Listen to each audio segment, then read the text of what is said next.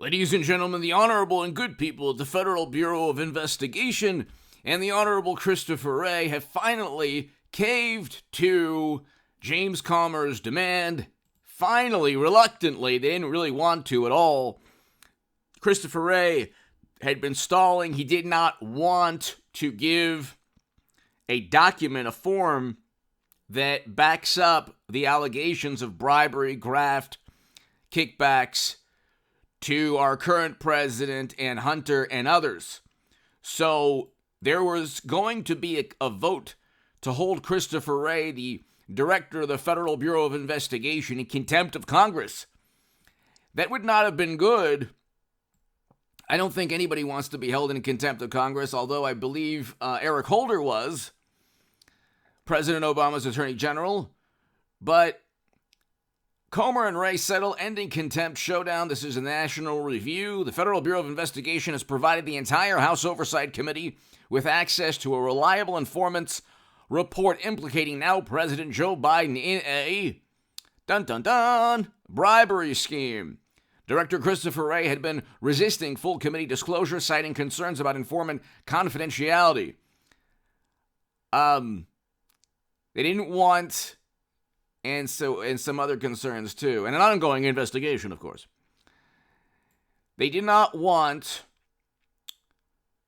ladies and gentlemen, to implicate Biden. Government agencies, and this is not hyperbolic, this is not hyperbole, there are a number of government agencies, obviously the Department of Justice, the Federal Bureau of Investigation, number of intel agencies who have sided with the Democratic Party. It has nothing to do with national security or the rule of law. That's not a partisan, hyperbolic thing to say. They do not like Trump. Okay? They don't like him. We had record low poverty with Trump. We had record highs in household median income in 2019. He had a much better foreign policy, brought home Americans from never-ending counterinsurgency conflicts with the Doha Agreement that Biden completely botched. Those 13 Americans should be alive today. There's over 100 Afghans should be alive today. Mashed potato brains utilized the help of our mortal adversaries in leaving that country. Makes no sense.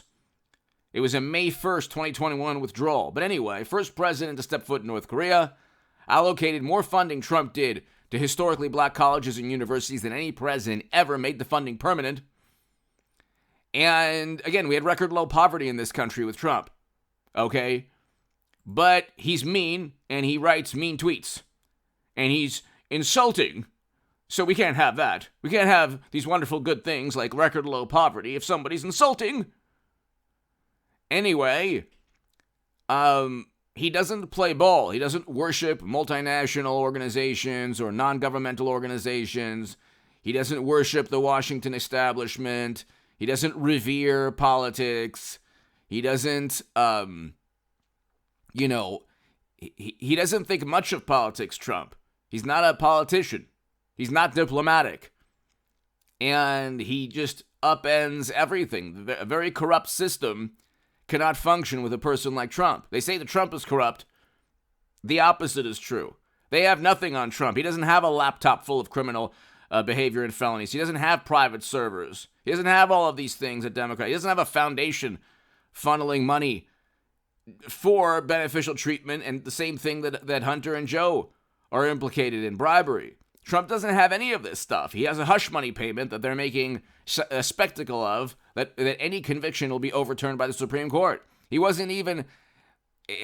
These are misdemeanors in New York that are elevated to a felony because of a non-existent federal government statute that wasn't even leveled at Trump.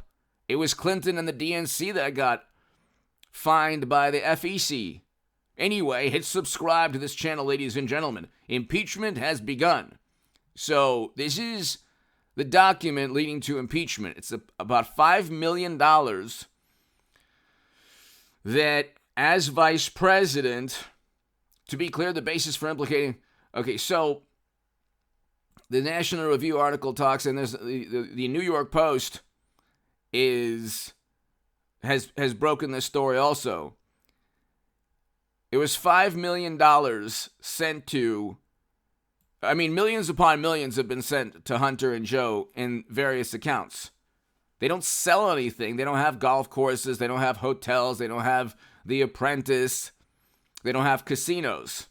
They have access to the U.S. government. This is not, you'd have to be a complete imbecile not to realize and not to understand why people give money. You could say that you don't like Trump and all, but Trump sells a product. He has casinos. He has real estate. He'll sell or buy a hotel. There's like a tangible business that he has. Okay? It's not just consulting because your father is the vice president. Or it's not just Joe Biden getting $10, $12 million from doing nothing. Okay? They said speaking engagements and book deals. Have you heard him speak lately? And by the way, he told on himself that, like, you see like these publications, Trump told on himself. Like, no. Biden actually told on himself when he stated to the Council on Foreign Relations, you're not going to get $1 billion in loan guarantees. I mean, it's like right there.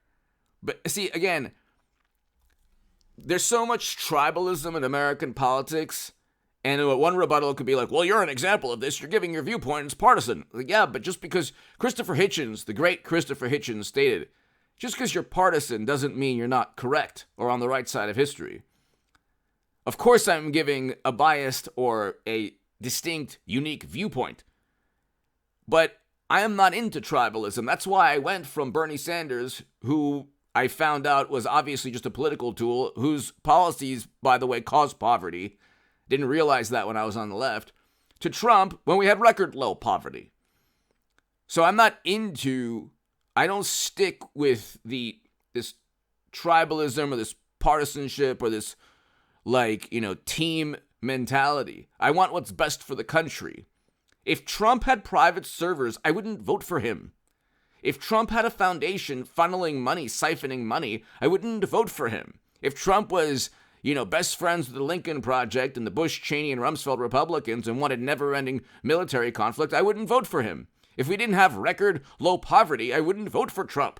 If Trump had a laptop from you-know-where with serious felonies and graft and bribery and kickbacks, I wouldn't vote for him. You would if you're a morally superior Democrat. You would vote for the Democrat that had private servers siphoning classified data outside the U.S. government for everyone to hack into. You would. You wouldn't mind that Biden is just selling out, $5 million here, millions here, and for access and altering U.S. foreign policy. That's why he kicked out a prosecutor. When you have that Democratic congressman saying, we proved he kicked out the prosecutor because the prosecutor in that country invaded under Biden's watch, by the way, wasn't doing his job. It wasn't Biden's job, nor was it anyone in the U.S. government's responsibility or right to force out any government official anywhere. Not one person in the U.S. government, even the president of the United States of America, has the right to go into another country and force out somebody. Oh, you were not doing a job. But if Hunter's getting money and you're getting millions, and there's an email that the New York Post published saying, how can you use your influence on the company's behalf? And then Biden says, oh yeah, you're not going to get $1 billion in loan guarantees. And then the prosecutor's forced out. Well, there you go.